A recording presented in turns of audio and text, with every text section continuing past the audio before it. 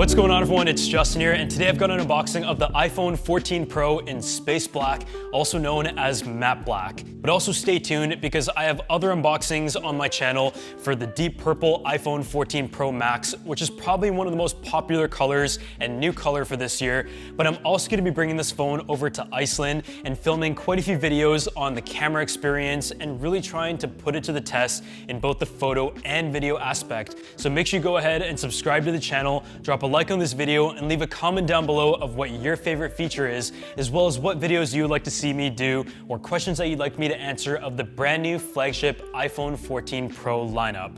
I know there's been a ton of unboxings of the deep purple today, and although it's probably going to be the most popular color being the brand new one, let's go ahead and take a look at the Space Black model. So let's just go ahead and unbox this thing, and here you can see the dynamic island, which is something that I'm really excited to see how it's integrated, but more so how third-party applications and developers utilize that dynamic island beyond Apple's own applications.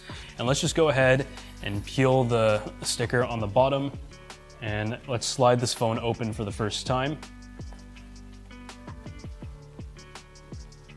So there you have it. It is a space black color of the iPhone 14 Pro, and it is definitely darker than what you find on the space gray models of the previous generation. I wouldn't say it's like a super dark black shade, but it's the perfect medium that it is closer to that matte black that people have been looking for, but at the same time, still seems like it hides fingerprints pretty nicely. And you can also see the camera bumps are a little bit larger on the back this time. When it comes to dimensions compared to the previous generation iPhone, the difference is very minimal. It is down to like fractions, and when it comes to the weight, I believe it's about 2 grams heavier. So nothing significant in terms of the difference in ergonomics, but let's just take it out of the box, and you can see there's still that nice fresh plastic on. We're just gonna set it aside, and the other accessories that you're gonna find is the USB Type-C to Lightning cable.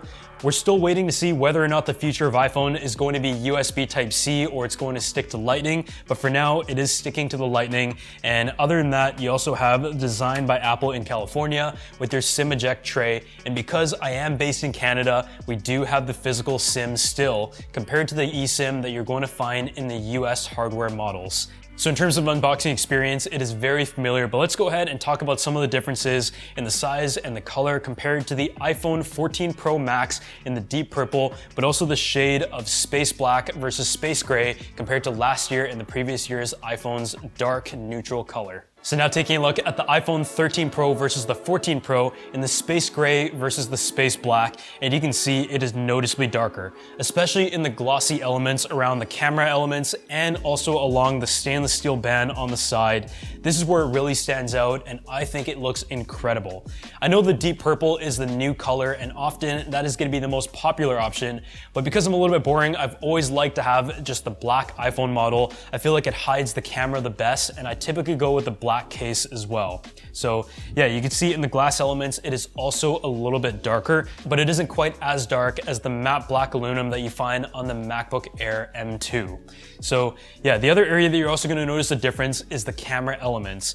This right here does have a larger bump, and the ring itself does look a little bit larger as well, but it does bring many new features, including the fact that it is able to take a photo up to 48 megapixels in resolution on its main camera, and it now has an aperture of 1.5, and the sensor size is 65% larger, making it the largest sensor that you'll find on an iPhone to date.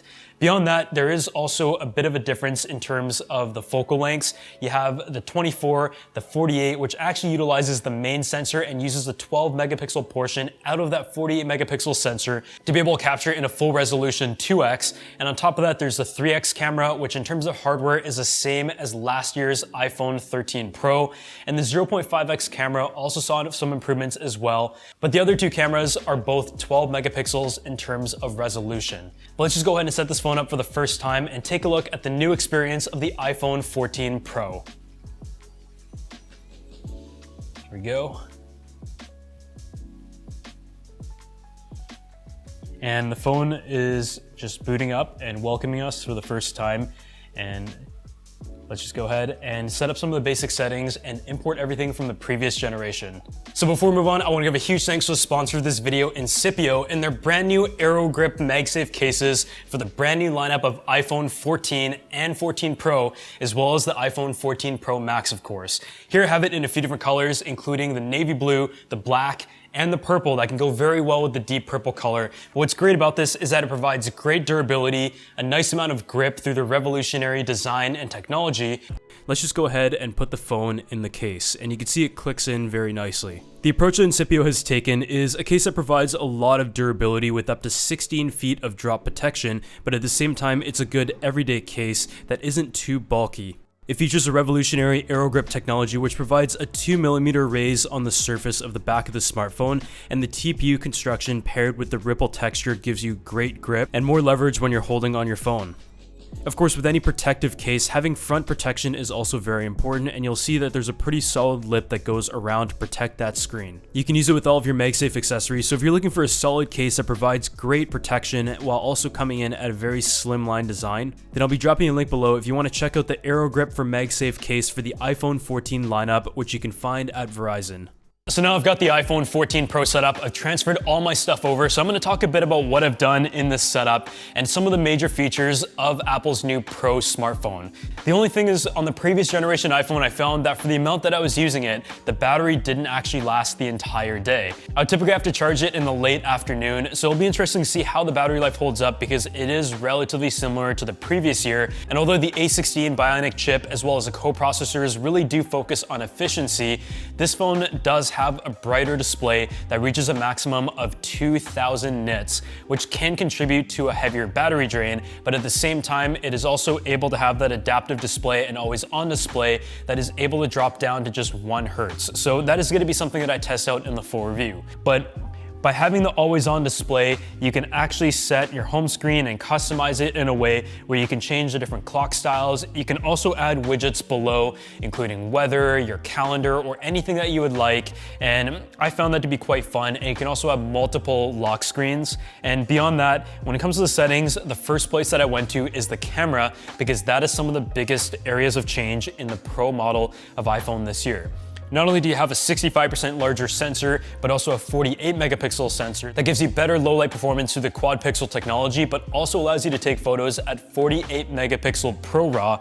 But going into the camera settings, the formats that I have it set to is still most compatible because I find HEIC is still something that a lot of people have issues opening up via email and stuff. So I have it set to that, and the Apple Pro RAW resolution, you can either take 12 megapixel photos or 48 megapixel photos. When it comes to the size, the 48 megapixel photos are over 70 megabytes. So you kind of have to ask yourself whether you need that full resolution and what storage option you went to for the iPhone.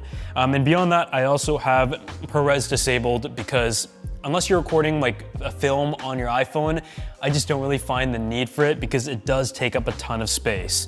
Going back though, I have slow-mo set to 1080p, 240 frames per second on mine, and I also have the cinematic mode set to 4K 24, which is the new max resolution on this year's models.